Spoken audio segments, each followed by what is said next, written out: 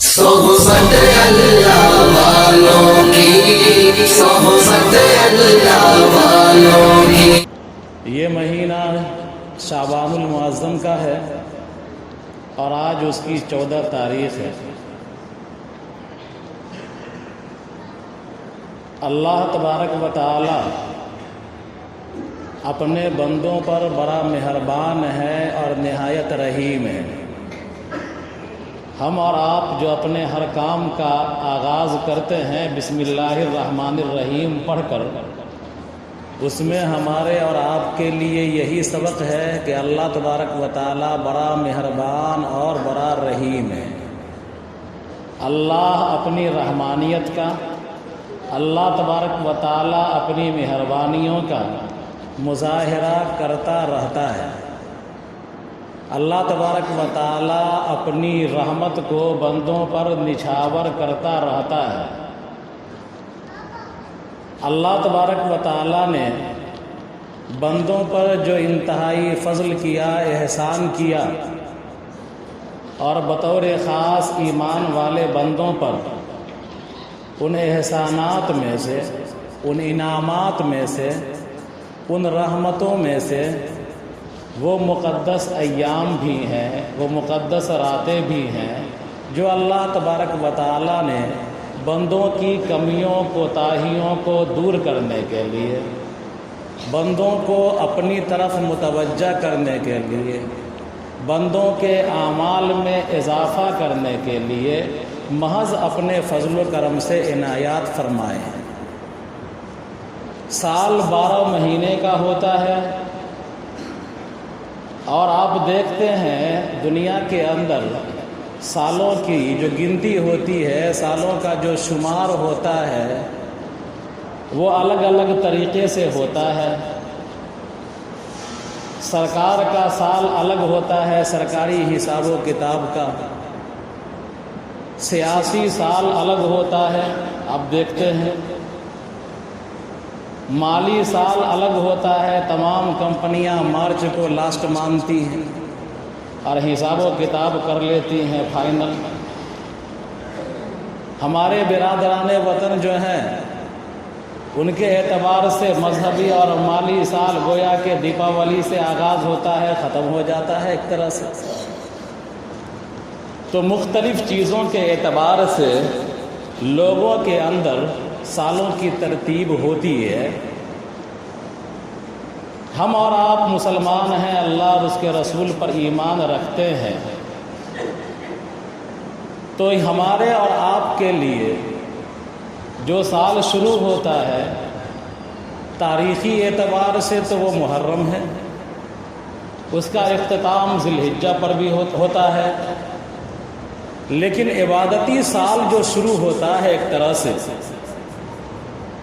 عبادتی سال کہیے، جس میں انسان اللہ تعالیٰ کی طرف متوجہ ہو جاتا ہے، وہ رجب ہی سے شروع ہوتا ہے۔ جناب نبی کریم صلی اللہ علیہ وسلم نے فرمایا، اللہم بارک لنا فی رجب و شعبان وبلغنا رمضان، کہ اللہ ہمارے رجب میں برکت عطا فرما اور ہمارے شعبان میں برکت عطا فرما، اور ہمیں اتنی مہلت عطا کر دے کہ ہم رمضان المبارک تک پہنچ جائیں۔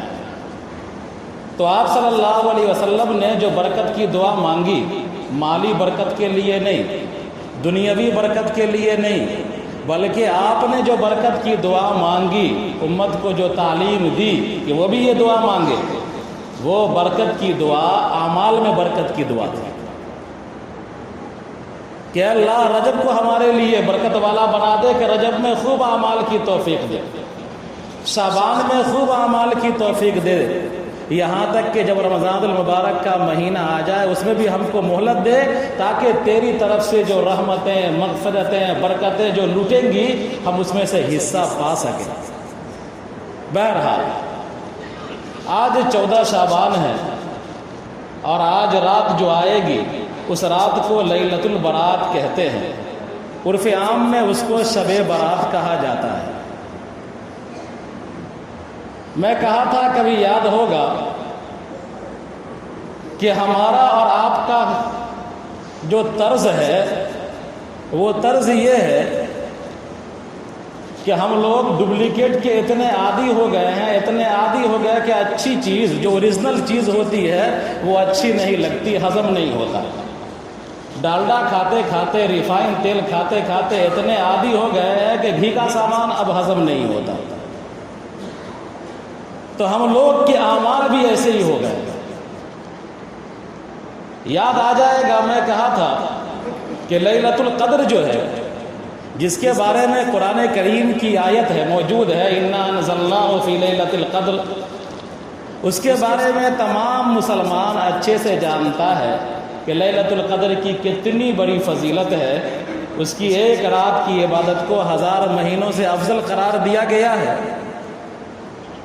اس کے لیے اللہ کے رسول صلی اللہ علیہ وسلم کی احادیث سے پتہ چلتا ہے کہ کوئی ایک رات متعین نہیں، وہ 21 رمضان کی رات بھی ہو سکتی ہے، 23 کی رات بھی ہو سکتی ہے، 25 کی رات بھی ہو سکتی ہے، 27 کی رات بھی ہو سکتی ہے، 29 کی رات ہو سکتی ہے۔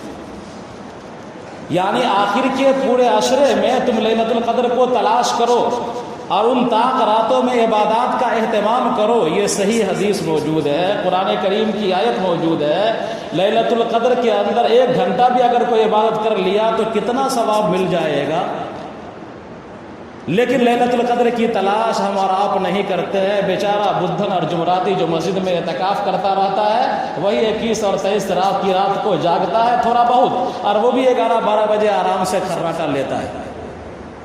اور ہم اور آپ لیلۃ القدر کی راتوں میں 25، 27، 29 کی راتوں میں تو مارکیٹ میں لگ جاتے ہیں، 21، 23، 25 کی راتوں میں بجٹ بنانے میں لگ جاتے ہیں کہ عید کا کپڑا کہاں سے خریدنا ہے، کون دکان اچھی ہے، کیسے کرنا ہے۔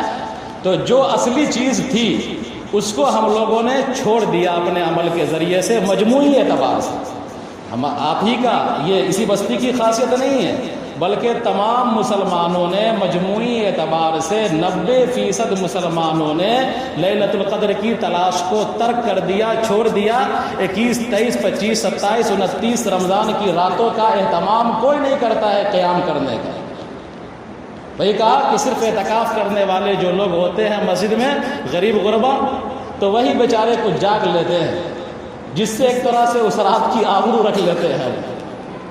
لیکن ہمارا پورا معاشرہ اس رات کو طلاق دے چکا ہے ایک طرح سے۔ لیکن جو لیلۃ البرات ہے، یہ شب برات جس کو کہتے ہیں، تو اس کے بارے میں نص قطعی موجود نہیں ہے، یعنی قرآن کی کوئی صریح آیت ایسی موجود نہیں ہے کہ جس کے بارے میں یہ کہا جا سکے کہ لیلۃ البرات کے متعلق ہے، شب برات کے متعلق ہے، اور اس کے اندر اتنی فضیلت ہے جو فضیلت ہمارے تصور میں ہے، ہمارے خیال میں ہے، ہمارے سوچ میں ہے۔ البتہ احادیث موجود ہیں، تقریباً 17 صحابہ سے روایتیں موجود ہیں، اور ان روایتوں میں سے کچھ ضعیف بھی ہیں، کچھ حسن درجے کی روایات بھی موجود ہیں۔ تو مجموعی اعتبار سے اگر دیکھا جائے تو اس کی اصل موجود ہے، یعنی اس کا ایک وجود ہے، یہ مانا جا سکتا ہے قرآن و حدیث کے مطالعے سے۔